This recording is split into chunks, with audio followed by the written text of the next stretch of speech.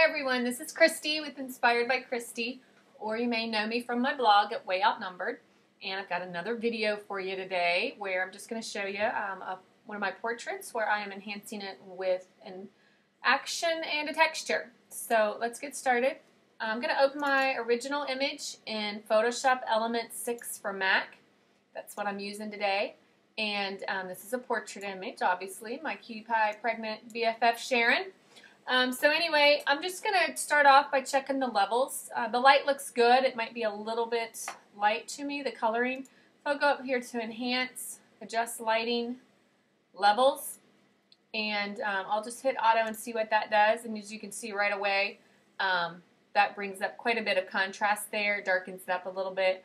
I'm okay with that. I like the contrast in it. I know I'm going to be lightening it up a little bit later, so we'll keep that. I'm just going to click OK.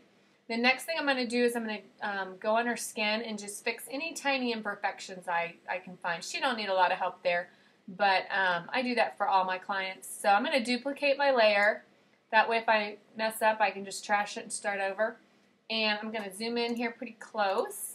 And I'm just going to go through kind of just at the corner of her eyes there and clean up those dark spots. I'm going to hit my clone tool. I'm on lighten mode, about 21%. I'm just going to go over those, click over those, and just kind of lighten up just a little bit. If only it were this easy in front of the mirror every day, that would be awesome. But it's not. But I'm not doing a whole lot here. Just kind of making it a little bit better there. I'll go over these lines just a tiny bit. And the day we shot this, it was a snowstorm, stinking, freezing, cold. I couldn't even operate the camera anymore because my fingers were numb. And here Sharon is, 7 months pregnant. She's a trooper, got a great smile on her face. So we were lucky to get what we got in the 10 minutes we were out there. So anyway, here's a before and after for this one. See, that looks better. Just a real quick cleanup there. Nothing major. I'm going to go ahead and flatten this. Next thing I'm going to do is I'm going to soften her skin. And this is another action I run on almost every single portrait I do. It doesn't matter how old, man or woman, boy or girl. I just soften up the skin a little bit. All my pictures have a little bit of glam to them. I think my clients like that. So we're going to go over here. And I ran that with the Baby Powder Room action from Coffee Shop. I'm going to hit the smooth skin layer. Click my brush, make sure I'm on white, painting on black. And I'll do about, I don't know, 28%. I usually don't go above 30 unless I'm doing a real major Vogue look on these. But we'll see how this looks here. So I'm just brushing over, avoiding the eye areas, just kind of smoothing out. There we go. Just gives it a little bit of less of a harsh look there. There we go. Nothing major. I don't go over the teeth. My brush. And then I'm going to go down here to the bottom. I always do their arms or their neck or their shoulders. Hers is already pretty blurry because of the lens that I used. I used my 50mm 1.4, which I love, love, love. And this is on my Nikon D300S. And my aperture on this photo was at 2.5. So you can see with that how the eyes are really in focus and around, you know, her pretty much her lips, all the hair right here. But as you get down right to her neck, right around her hairline here, how it starts getting that nice blur, which I love. That's from using the short focus, or I'm sorry, the short aperture there of 2.5. So I like that look. So I don't have to do a lot of skin smoothing down here. So after I go over her face, I go up here to Filter, Blur, Gaussian Blur, and I just run a real small, around 2 pixels or so. And what that does is if I missed any obvious spot on her face, it kind of blurs out the blur that I've already put over it. So I do that just as a little extra. Then I'm going to go up here to my Bright Eyes layer, and again, her eyes look great here, but I'm just going to do a real low opacity Bright Eyes on her, maybe around 11%, 12%, that's fine. I just go in, I'm real general here. I just click on the whites of her eyes, and if you can see a before and after, it just gives that little extra touch there. And then I'm going to take my eye define layer, and all I'm going to do is run it around her bottom lashes. Just adds a little bit more definition there. There we go. Just helps the eyes stand out just a little bit. I didn't touch her top lashes. They look good. So that'll be it for the baby powder room. I'm going to flatten this. And then next thing I'm going to do, talking about the coloring, I like the purple. I think its work is so beautiful with their eyes. It really makes her eyes stand out. She's got a nice peachy rosy complexion here. I want to bring out more of the purple. So I'm going to do that with a texture. Plus I want to fade out the background. The background is just kind of blah to me. It needs a little something. So I'm going to bring in a texture. This is a new texture from Coffee Shop again. I haven't tried a lot of her textures yet. She just started doing them. But I like this one. It's called Sugared Violets. And I'm going to just bring that over here to lay it right on top of my photo. Just pull it down. There we go. So it's right on top of my photo. I'm going to put it in overlay mode. Don't like that. That's way too much. So I'm going to try soft light. There we go. A little more subtle. It brings in the lavender color over the whole photo. I like that. If you take a look, it really makes a difference in the background. Here's the before. See how the background is pretty much drab, a lot of green and grays. Now it has more of the purple tint to it. So I like that. It's too much on her face though, so I'm going to need to erase some of that.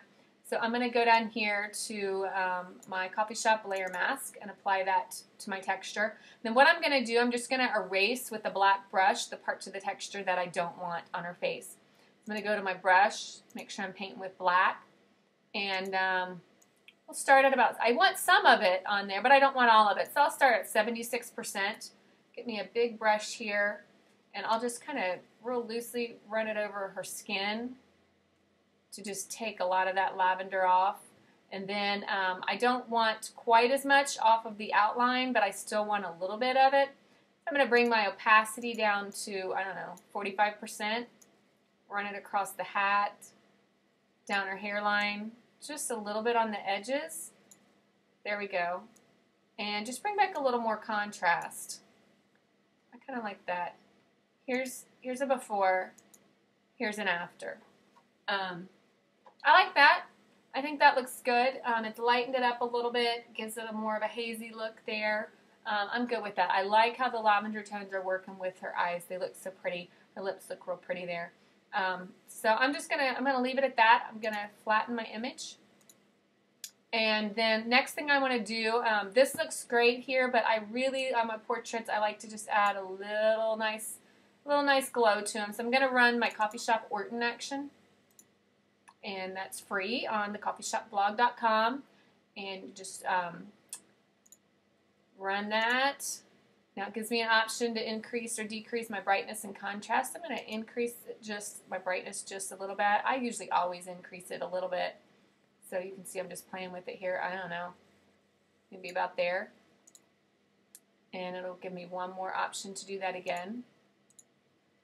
And I'm not going to increase it much. I like it about right where it is. So there we go.